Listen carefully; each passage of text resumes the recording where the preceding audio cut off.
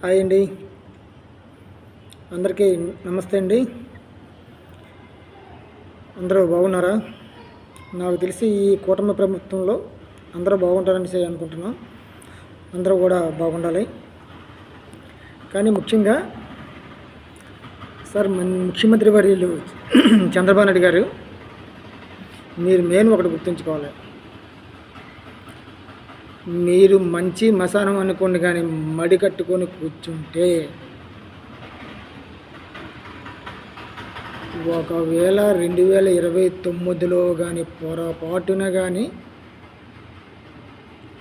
ఆ జగ్గుబాయి వచ్చిండో మీరు ఊహించలేరు. మీరు ఊహించలేనటువంటి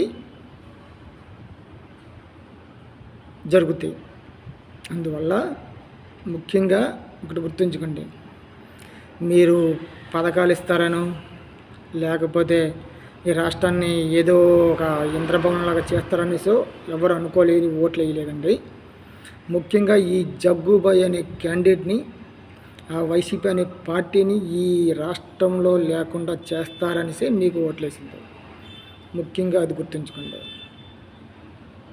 సార్. మరీ చెప్తున్నా, ప్లీజ్ మీరు మిగతావన్నీ పక్కన పెట్టి ముందు వాడి సంగతి తేల్చండి. అది ఇప్పటికే 3 నెలలు గడిచిపోవడానికి కూడా త్వరలో ఉంది.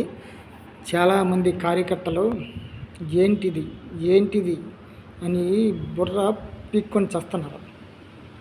దయచేసి గుర్తుంచుకోండి సార్.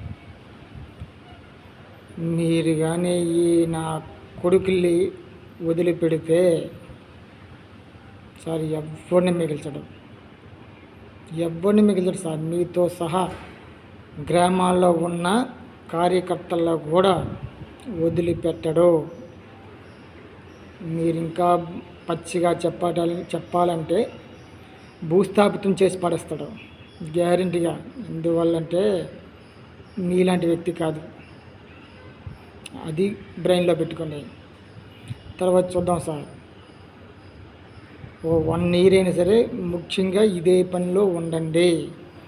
ఎవరేమనుకున్నా పర్లేదు, ఎక్కడో అక్కడక్కడ అనుకోవచ్చు, ఇదేంటి వాళ్ళలాగే చేస్తున్నారు వీళ్ళలాగా చేస్తున్నారు అనేసి.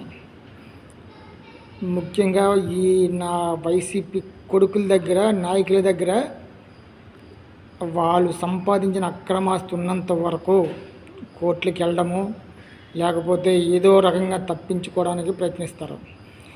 నా కొడుకుల దగ్గర జిరాక్స్ కాపీకి కూడా డబ్బులు లేకుండా చేసి రోడ్డు మీద పడేయాలి.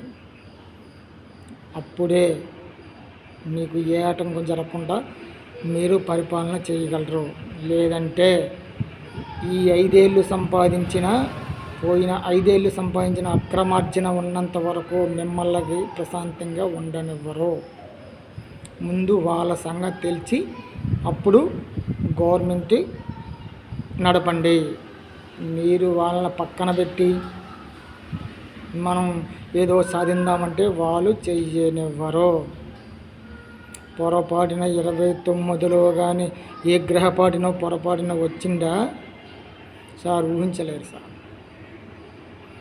కంపల్సరిగా రాష్ట్రంలో ఉన్న మినిమము 50% జనాభా రాష్ట్రం వదిలి పారిపోయినా వదలడం నాకు తెలిసి. అంత ఘోరంగా పరిపాలిస్తాడు.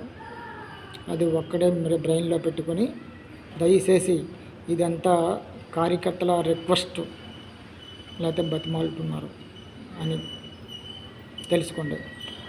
ముందు వాళ్ళ సంగతి తేల్చిన తర్వాత అప్పుడు మీరు ఎలాగైనా చేయగలరు. ఆ నమ్మకం జనాలకు ఉంది, ఆంధ్ర రాష్ట్ర ప్రజలకు ఉంది. మీరు చేస్తారు, చేయగలరని. కానీ ఈడు ఉన్నంత వరకు మిమ్మల్ని ప్రశాంతంగా ఉండవడు, జనాలు కూడా ప్రశాంతంగా ఉండరు. కార్యకర్తలకు ఇప్పుడే కడుపు మండి, ఏంటిది 5 ఏళ్ళు ఏదో అరిచేతిలో పట్టుకొని ప్రాణాలు పట్టుకొని ఉన్న కార్యకర్తల్ని ఇప్పుడు కూడా మీరు ఇంకా వాళ్ళు ఏమీ చెయ్యలేదని అనుకుంటుంటే అని అనుకుంటుంటారు. దయచేసి ఆలోచించుకోండి సార్, ప్లీజ్.